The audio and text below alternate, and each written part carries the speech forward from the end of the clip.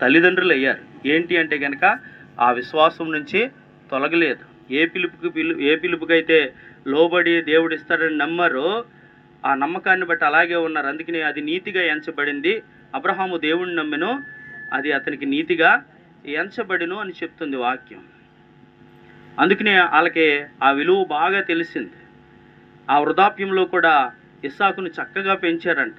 ఎంత చక్కగా అంటే గనక చంపేస్తుంది అతన్నే అని తెలిసిన 13 ఏట తీసుకెళ్ళి బలి చేయటానికి కాళ్ళు చేతులు కట్టేసి కట్టెల మీద పడుకోబెడతానికి చేస్తున్నా కానీ అప్పటికి అర్థమైంది, డాడీ కట్టెలున్నాయి, నిప్పుంది, మరి దేవునికి బలి ఇవ్వటానికి గొర్రె పిల్లేది అంటే దేవుడే చూసుకున్నాడు అన్నాడు. అర్థం కాలేదు. ఆ మోరియా పర్వతాల్లో ఒక దాని మీదకి తీసుకెళ్ళి అక్కడ కాళ్ళు చేతులు కట్టేస్తూ ఉంటే ముసలోడు నన్నే చంపేయటానికి చూస్తున్నాడని ఒక తోపు తోసి వెళ్ళిపోవచ్చు కదండి. తొయ్యలేదు. ఇంక నేనే మాట బలిపశువుని అనుకున్నాడు. కట్టేశాడు, కట్టెల మీద పడుకోబెట్టేశాడు, కత్తిని కూడా ఎత్తేసాడు. ఏంటి అంటే కనుక వృద్ధాప్యంలో పుట్టినా కానీ తల్లిదండ్రులను గౌరవించడం, ఎంత గౌరవించడం, చంపేస్తాక తండ్రి కత్తి ఎత్తినా కానీ మాట కూడా మేరకుండా పెంచగలిగారు. దేవుడిచ్చే గర్భఫలము అని గుర్తించాలి మొట్టమొదటిగా. రెండవదిగా అలా పెంచాలి అన్న అవగాహన మనకి ఉండాలి. దేవుడు కొన్ని నియమ నిబంధనలు పెడుతున్నాడు. మీరిద్దరూ గొడ్రాళ్ళు, ఇక పిల్లలు లేరు, అయితే ప్రభు మిమ్మల్ని దర్శిస్తున్నాడు, నీకు గర్భఫలం ఇచ్చిన తర్వాత కొన్ని ఆంక్షలు పెడుతున్నాడు. ఏంటంటే కనుక గర్భఫలం ఇచ్చేది నేనిచ్చే వరప్రసాదం నీ గర్భంలోకి ప్రవేశిస్తుంది. ప్రవేశించిన మొదటి నుంచి నీకు డెలివరీ అయిన తర్వాత కూడా తన భూమి మీద ఉన్నంత కాలం నాకు నాజీరు చేయబడి ఉంటాడు, నా కుమార్తెగా నా కుమారులుగా ఉండాలి అనే పిల్లలను దేవుడిస్తున్నాడు.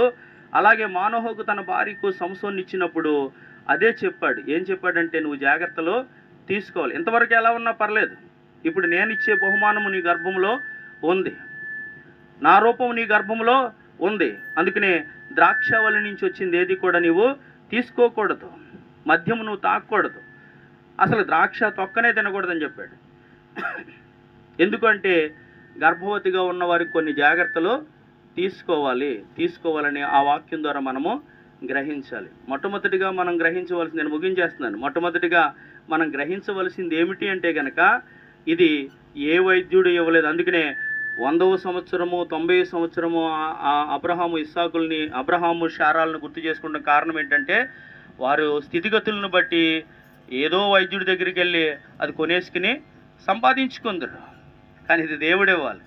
గర్భఫలము యెహోవా ఇచ్చే బహుమానం. రెండవదిగా ఆ బహుమానము, ఆ రూపము మన గర్భంలో ఉన్నప్పుడు తల్లిదండ్రులుగా జాగ్రత్త తీసుకుంటాము.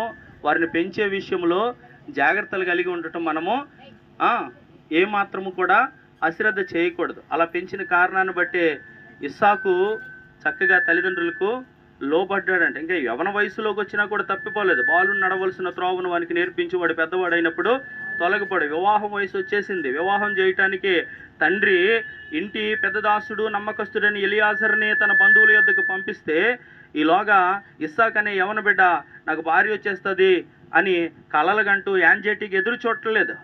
పొలంలోకి వెళ్ళి ఏం చేస్తున్నాడు తెలుసా? ధ్యానం చేస్తున్నాడని రాయబడింది. ఎలా వచ్చింది అలవాటు అంటే కనుక బాల్యంలో తల్లిదండ్రులు అలా పెంచుకుంటూ వచ్చారండి. ఇది మాకు దేవుడిచ్చిన బహుమానం, లేక పుట్టిన సంతానం. కొన్ని విషయాలు మనం ఖచ్చితంగా దేవుడిచ్చిన బహుమానాల విషయాల్లో, పిల్లల విషయాల్లో ఒక నిర్ణయాలు తీసుకోవాలి. పిల్లలు పుట్టకముందు చాలామంది నాకు ఒక్క పిల్లోడిని ఇస్తే నీ సేవకి ఇచ్చేతని అంటారు. సరిగా అలా పెంచరు.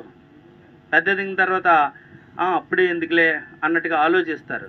కానీ అన్న అలా అనుకోలేదు. నా నిందను తొలగించి చాలు, నాకున్న నిందను తొలగించి చాలు, నాకు మగపిల్లోడే కావాలి, ఎందుకంటే నీ దగ్గర యాజకత్వం చేయాలి, నీకు సేవ చేయాలి అని మగపిల్లోడు ఖచ్చితంగా అడిగిందండి. మగపిల్లోడు కావాలని కోరుకుందంట. కోరుకున్న రీతిగా సరే ఏమాత్రం చేస్తుందని దేవుడు చూసి ఇచ్చాడంట.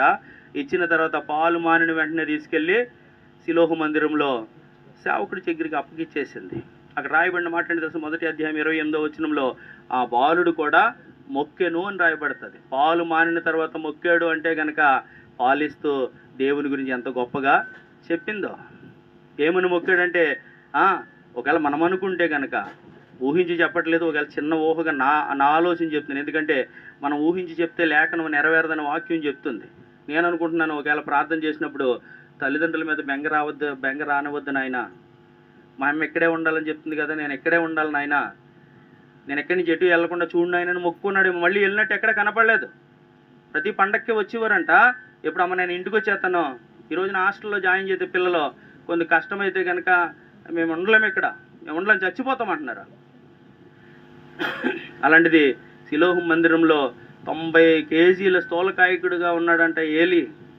దుర్మార్గులుగా ఉన్నారంట తన కుమారులు. అలాంటి వాళ్ళ మధ్యన చక్కటి సేవ చేస్తూ ఉన్నాడు. బాలుడి దగ్గరే దేవుడు బాలుడిగా ఉండగానే సమూయేలుకు దేవుడు మాట్లాడుతూ వచ్చాడు.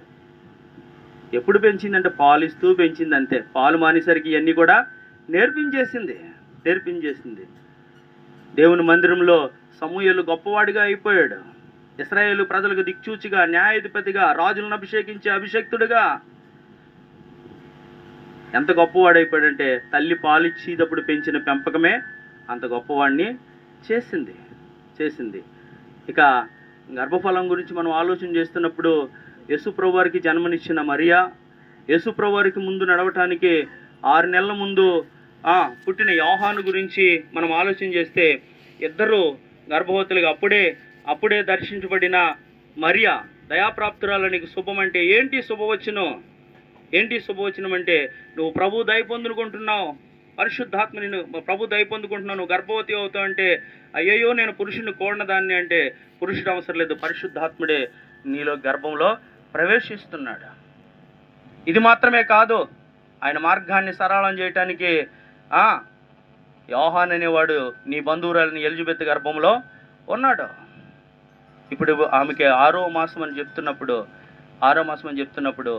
ఆ కొండసీమల్లో ఉన్నదంట. వృద్ధాప్యంలో ఉన్న ఎలిజబెత్ని చూసి, ఇదేం పాడుకు పోయే కాలం, ఈ వయసులో ఏంటి నీళ్ళేసుకుంటాం అని మనం మాట్లాడేతాం కదా. అందుకే ఊర్లో లేదు, దేవుడిచ్చాడు వాళ్ళకి. ఎవరికంటా పడకుండా కొండసీమల్లో ఉంది అని రాయబడింది. అడ్రస్ కనుక్కుని మరీ అక్కడికి వెళ్ళిందంట. వెళ్ళేసరికి ఎలిజబెత్ని దర్శించేసరికి అమ్మా వందనాలని చెప్పిందంట. వందనాలు చెప్పేసరికి యోహాను గారి గర్భంలో గంతులేస్తూ మొదలుపెట్టాడంట. ఏంటి అంటే మరియను చూసి కాదు, ప్రభువుకు తల్లి కాబోతుంది, ప్రభు ఉన్నాడు ఆమె గర్భంలో. వెంటనే పరిశుద్ధాత్ముడు పనిచేస్తున్నాడు. ఎలిజబెత్ ప్రవశిస్తుంది, నా ప్రభు తల్లి నా దగ్గరికి రావడం ఎలా ప్రాప్తించింది అని చదివిన సువార్త పాఠ్య భాగంలో ఉన్నది. మూడవదిగా మనం గ్రహించవలసింది ఏంటో తెలుసా? పరిశుద్ధాత్మలో ఆనందించేవారుగా ఉండాలి. ఇద్దరు గర్భవతులుగా ఉండి దేవుని ఆత్మచేత ఆనందిస్తున్నారు, ఆత్మలో సంతోషిస్తున్నారు, ఇద్దరు కూడా ప్రవచిస్తున్నారు. మరి వాక్యం నీకు నాకు సెలవిస్తుంది కదా, ఆత్మ లేనివాడు నావాడు కాదని. మరి పరిశుద్ధాత్మ కలిగి ఆత్మలో ఆనందించే స్థితిగతుల్లోనే క్రైస్తవులుగా కొనసాగుతున్నామా? ఆచార అలవాట్లను కొనసాగించుకుంటూ ఆత్మ లేని వారిగా భక్తి జీవితాన్ని ముందు పెట్టుకుని క్రైస్తవులమని పేరు తగిలించుకుని వెళ్ళిపోతున్నాం. ఈ విషయాలు ఎప్పటికప్పుడు మనం సరి చేసుకోకపోతే, గ్రహించుకోకపోతే ఎంతకాలం ఉన్నా అలాగే వెళ్తాం తప్ప ఏమాత్రం మార్పు అనేది ఉండదు. 3 విషయాలు చదివిన విషయాల్లో గర్భఫలము దేవుడిచ్చేదని గ్రహించుకుని, ఆ గర్భఫలం ఇచ్చిన దేవుడు, మనం ఏదైనా బహుమానం వస్తే, ఇప్పుడు మనకి బహుమతులు వస్తాయి, బహుమతులు వచ్చినప్పుడు వాటిని చక్కగా జాగ్రత్తగా దాచుకుంటాం. మరి ఈ భూమి మీద బహుమతులు కొనుక్కుంటే వచ్చేసి మళ్ళీ పోయినా కానీ సంపాదించుకోగలిగినవి, వాటి గురించి అంత జాగ్రత్తలు తీసుకున్నప్పుడు దేవుని చేతిలోంచి, దేవుని దగ్గర నుంచి వస్తున్న గర్భఫలం అనే బహుమానం విషయంలో ఎంత జాగ్రత్తలు తీసుకుంటున్నాం?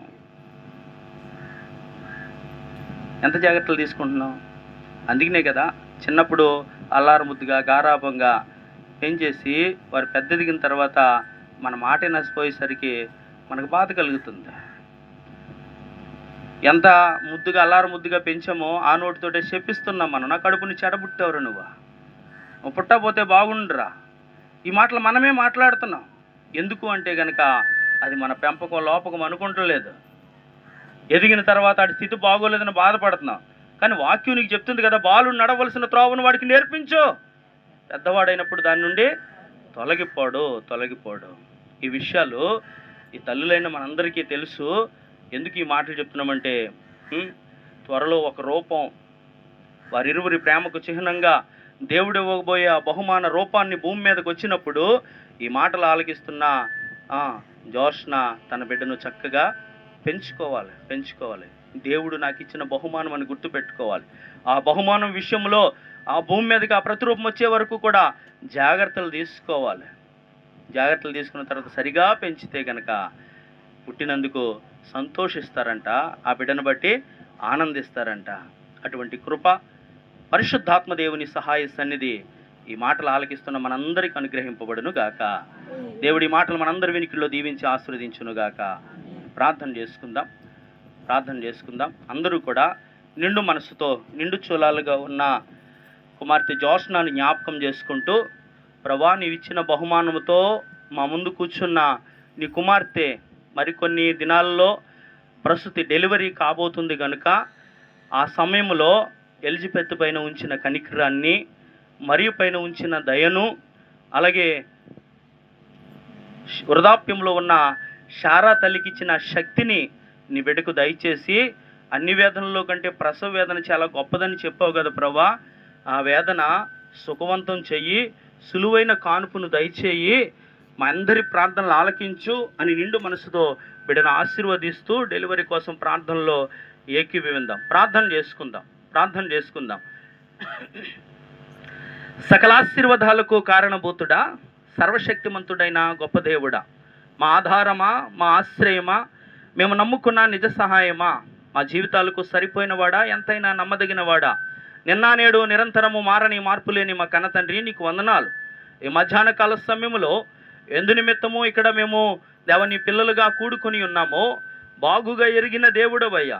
స్థానిక బిడ్డలు ప్రభా యెషయా కర్కాటి వారి కుటుంబంలో నుంచి దేవా దిలీప్ను బట్టి, అలాగే యాడింగి వారి కుటుంబంలోంచి జోష్నాన్ని బట్టి మేము సంతోషిస్తూ వారి దాంపత్య జీవితాన్ని మీరు ఆశీర్వదించి నీ కుమార్తెను దర్శించి గర్భఫలంతో అలంకరించి ఈ నవమాసాలు కూడా నీ మెండైన కాపుదల ఉంచి నీ కనుదృష్టి బిడ్డపైన నిలిపినందుకు నీకు వందనాలు.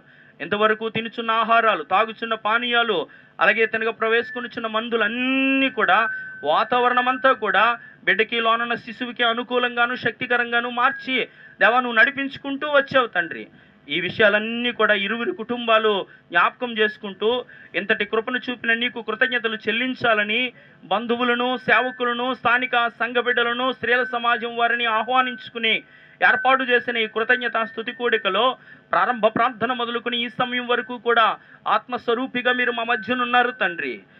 ఇదిగో ప్రభా, ఆత్మదేవుడిగా మీరు చెప్పిన మాటలు, ఆత్మ చెప్పు సంగతులు చెవుగలవాడు వినుగాక అని వాక్యము సెలవిచ్చిన రీతిగా దేవదిగా పిల్లలను కన్న తల్లిదండ్రులుగానే కాకుండా త్వరలో తల్లి కాబోతున్న దేవాని కుమార్తె కూడా ఈ మాటలను దృష్టిలో పెట్టుకుని నీవిచ్చిన బహుమానం విషయంలో జాగ్రత్తలు తీసుకుని, అలాగే తండ్రిగా ప్రభా యేసు నీవిచ్చే ప్రతిరూపం చూడటానికి దేవాదిగా ప్రభా ఆ బిడ్డను చక్కగా నీ యొక్క శిక్షలో బోధలో పెంచడానికి నీ వాక్యపు ఆలోచనలు కలిగి ఉండటానికి సహాయము దయచేయండి తండ్రి. ఇంతవరకు కూడా నీ మాటలు శ్రద్ధగా విన్నారు ప్రభా, నీ లేఖన భాగాలు బిడ్డలు చక్కగా చదివారు తండ్రి. అలాగే వచ్చిన నీ పిల్లలందరూ కూడా నిన్ను కీర్తించారు, ఆరాధించారు. ఈ కోడిక ద్వారా రావలసిన దీవెన ఆశీర్వాదాలు వారికి కూడా దయచేయండి.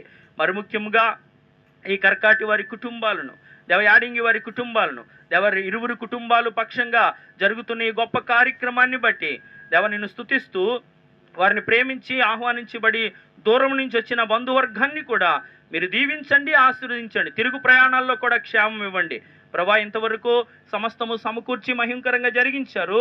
తదుపరి జరుగుతున్న కార్యక్రమాలు కూడా మీ నామ మహిమార్థమై జరిగించుకుని ఘనతా ప్రభావాలు మీరు ఆరోపించుకోమని, మరి ముఖ్యముగా తండ్రిదిగా ప్రభా యెషయాదిగా ప్రభా యవన బిడ్డ మొదటి కాన్పు చిన్న వయస్సు ప్రభా నీ కుమార్తెని జ్ఞాపకం చేసుకుని అన్ని వేదనల్లో గొప్పదైన ప్రసవ వేదన నీ బిడ్డకు లేకుండా నీ కనుదృష్టి నిలపండి. ఎలిజబెత్కు చూపిన కనికరాన్ని దేవాదిగా ప్రభా శారా తల్లికి ఉంచిన నీ దయాదాక్షలను, మరి ఎడలు చూపిన నీ గొప్ప దయను నీ బిడ్డ ఎడలు ఉంచి సమయంలో సులువైన కానుపు, అనువైన సమయాన్ని సులువైన కానుపును మీరు ప్రసాదించండి తండ్రి. నీ బిడ్డను బట్టి కూడా నేను స్తుతించడానికి సహాయము దయచేయమని తండ్రిదిగా ప్రభా కూడి చేరిన మేమందరము కూడా విశ్వాసులుగా నీ పిల్లలు, సేవకుడుగా నేను నీ బిడ్డను ఆశీర్వదిస్తుంటుండగా పరమ తండ్రివైన నీవు నీ బాహు కలిగిన చేతులతో నిండారుగా బిడ్డను దీవించి ఆశీర్వదించి శక్తిని, బలమును, ఆరోగ్యాన్ని దయచేయమని దూర ప్రాంతంలో ఉన్న తన భర్తకు తండ్రిగా ప్రభా మంచి ఆరోగ్యము క్షేమము దయచేయమని, అలాగే వారి అత్తింటి వారిని కూడా దీవించి ఆశీర్వదించమని నజరేయుడు పరిశుద్ధుడు పునరుద్ధానుడైన యేసుక్రీస్తు ప్రభుల వారి శ్రేష్టమైన ఉన్నత పరిశుద్ధ నామములో ఈ ప్రార్థనలు అడుగుచున్నాను పరలోకపు తండ్రి. అందరూ లేచి నిలబడదాం. పరలోకమందున్న మా తండ్రి, నీ నామం పరిశుద్ధ పరచబడునుగాక, నీ రాజ్యము వచ్చునుగాక, నీ చిత్తం పరలోకమందు నెరవేరుచున్నట్టు భూమి యందును నెరవేరునుగాక. మనదిన ఆహారము నేడు మాకు దయచేయము. మెడల అపరాధము చేస్తున్న వారిని మేము క్షమించి ఉన్న ప్రకారం మా అపరాధములను క్షమించము. మమ్మల్ని శోధనలోనికి తేక దుష్టు నుండి తప్పించము. రాజ్యము శక్తి మహిమ నిరంతరము నీదై నాది తండ్రి. ఇప్పుడు శూన్యంలో సృష్టిని చేసిన యెహోవా దేవుని దయ, లోకరక్షణార్థమై ఆయన పంపించిన ఆయన అద్వితీయ కుమారుడు యేసుక్రీస్తు వారి కృప, మిమ్మల్ని అనాథులుగా విడవను ఎల్లప్పుడూ మీతో ఉంటానని వాగ్దానం చేసి మన మధ్య నుండి నడిపిస్తున్న పరిశుద్ధాత్మని అన్యోన్య సహవాసము, నిత్య సంతోషము, సమాధానము, సకల దీవెనలు, మంచి ఆరోగ్యాలు, సులువైన కానుపను మన మధ్యన ఈ వేడుకకు కారణము అలంకారణము అయిన జోష్నాకును ఆయన ఆశీర్వాదాలు కూడి చేరి ఉన్న మనందరికీ ఆత్మదేవుడు సదా అనుగ్రహించి తోడైండి నడిపించునుగాక. ఆశీర్వాదంబుల్ మా మీద వర్షింపజేయుమేషా, ఆశాతోనమి నాము నీ సత్య వాగ్దత్తము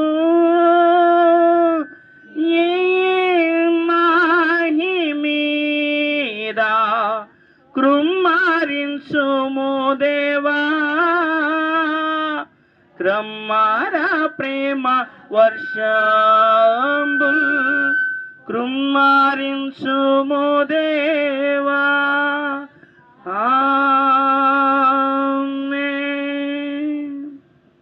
అందరికీ వందనాలు.